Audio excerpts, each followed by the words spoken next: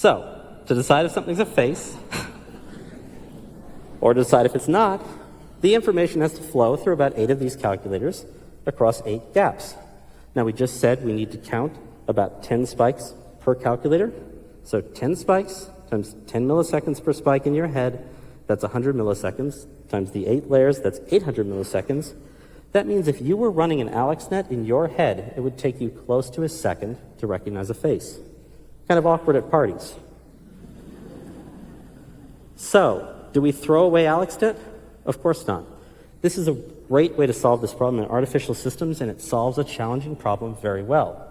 But the thought experiment serves to show that our brains, nature, uses a very different way to solve this type of problem.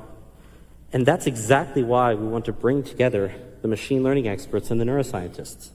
Experimental observation of nature shows us how good nature can be at the tasks that we're interested in solving, while the machine learning algorithms show us what can be accomplished in artificial systems.